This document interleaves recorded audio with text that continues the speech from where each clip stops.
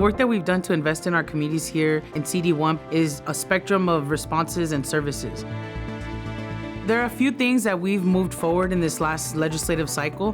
One of them is being the package around our LA Animal Services Department. We need to do the work of stemming the flow of animals into our shelters. One of the ways we can do that is by offering spay and neuter vouchers. We increased tenant protections through Tahoe 2.0 this year, which put the teeth and enforcement back into anti-tenant harassment ordinance that will keep people from getting evicted and hopefully stem the flow of this eviction to homelessness pipeline. One of the things that I'm most proud of that we did this year is that we opened up Northeast New Beginnings, which is a first of its kind interim housing site on the northern part of our district with over 90 beds. These are not tiny homes, these are big sheds with full kitchens, full bathrooms that can house 3 to 4 people. The organization that runs it provides on-the-spot mental health care, substance use services, harm reduction, dental, eye care, and we just secured another $16 million to expand the number of beds there because there's an empty lot right next to it owned by the city. It's one way of doing the work around supporting our unhoused neighbors. We also did a lot of constituent services and following through and closing cases out.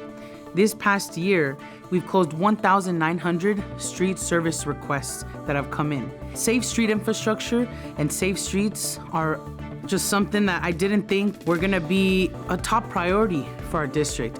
But coming in, meeting people who have been hurt on high injury networks, just trying to go to school, just trying to go to work. So slowing down traffic, creating more pedestrianized streets so that folks can feel comfortable sending their families out to work and school and know that they'll come back. So oftentimes, we hear from families of the things that they're missing or the barriers that they experience. And in CD1, we see that a lot. We have some of the lowest income neighborhoods in the city. Chinatown, our lowest income neighborhood, where we see the vast need for food access, for backpacks, for school supplies. And so we believe that when we start meeting the basic needs of our constituents and communities, that they can then spend their energy and focus on uplifting themselves and their families. So we start at the very basic level of just helping people get access to food. So we hosted 6 to 8 monthly food distributions throughout the entire district, providing people with fresh groceries, just to meet the basic demands of being able to eat. We did a lot of work around activating our public spaces. We have a district that is over 60% renters. We have many nationalities, many communities in a very small amount of space. You have Mayans, you have Guatemalans, you have Salvadoreños, indigenous speakers, Cantonese speakers, Spanish and English, and a district that is very green space poor, where in the South, MacArthur Park is the front yard and backyard for many of those residents. Green space is incredibly important to uplifting people's mental health, mental well-being.